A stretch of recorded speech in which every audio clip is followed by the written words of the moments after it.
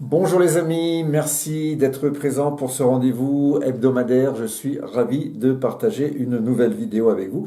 Aujourd'hui, nous allons parler d'influence authentique, dans la mesure où on va essayer de voir est-ce qu'il est possible de convaincre sans forcer. Bon, convaincre sans forcer, c'est ce qu'on peut appeler l'art de l'influence authentique. Vous avez par exemple une idée. Vous voudriez formuler une proposition, amener un point de vue qui pour vous est juste. Mais vous avez besoin que les autres le voient également. Alors, vous expliquez, vous argumentez, vous insistez. Et puis, plus vous insistez, vous allez voir que plus l'autre résiste. Ce paradoxe, il est universel. Et il révèle quelque chose d'important sur la façon dont fonctionne vraiment la persuasion. Convaincre quelqu'un, vous le savez, ou vous le découvrirez, ce n'est pas le battre avec de meilleurs arguments, ce n'est pas un combat d'arguments. C'est tout simplement créer les conditions pour qu'il se convainque lui-même. Cette distinction, elle est subtile, elle est fondamentale, parce que les gens ne changent pas d'avis parce qu'on les a écrasés sous le poids des preuves. Et je dirais même que ça va être l'inverse, parce qu'il va y avoir une sorte de rébellion. Ils changent d'avis quand ils se sentent compris, respectés et libres de choisir. La pression génère de la résistance.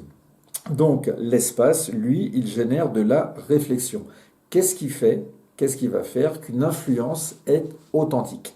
Déjà, elle va commencer par une vraie curiosité pour le point de vue de l'autre. Il n'y a pas que vous dans l'histoire, il y a également le point de vue de l'autre à prendre en compte. Pas pour trouver les failles et pour le contrer absolument, pour comprendre pourquoi il a ce sentiment. Comment tu vois les choses, par exemple? Cette question posée avec sincérité déplace toute la dynamique. L'autre ne se sent plus attaqué, il se sent au contraire entendu, et quelqu'un qui se sent entendu, il va s'ouvrir. Également, appuyez-vous sur des points de convergence avant les points de divergence. Trouvez ce sur quoi on est déjà d'accord, même si c'est un peu d'accord, même si c'est partiellement, mais sur quoi on est déjà d'accord. Ça va créer un terrain commun. Et c'est depuis et à partir de ce terrain commun que les idées nouvelles, elles peuvent éventuellement s'implanter. Également, parler aux émotions autant qu'à la raison. Les décisions humaines ne sont pas toujours rationnelles. Elles sont rationalisées après coup. Ce qui convainc vraiment, en fait, c'est une histoire, ça va être une image, éventuellement une émotion qui va rendre une idée concrète et surtout vivante. Les chiffres, eux, ils vont informer. Les histoires, elles, persuadent.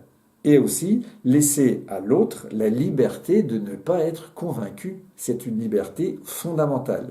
Paradoxalement, accepter que l'autre puisse ne pas changer d'avis, vous allez vite vous rendre compte que ça réduit la pression et ça augmente souvent les chances qu'il le fasse et qu'il s'ouvre à vous. La liberté de dire non est ce qui rend le oui vraiment significatif. Donc l'influence authentique n'est pas une technique de manipulation. Ce n'est surtout pas une technique de manipulation. C'est une façon d'entrer en relation avec l'autre avec respect, avec curiosité et avec la conviction que la meilleure décision émergera du dialogue plutôt que de l'imposition. Donc convaincre les autres commence toujours par les écouter vraiment. Et parfois, vous allez vous rendre compte qu'en fait, c'est vous qui allez changer d'avis. C'est ça aussi la vraie influence. Voilà les amis, donc ne soyons pas figés sur nos positions. Je vous dis à très bientôt, prenez soin de vous, c'était un plaisir comme d'habitude, on se revoit dans quelques jours. En attendant, soyez heureux, bye bye, ciao.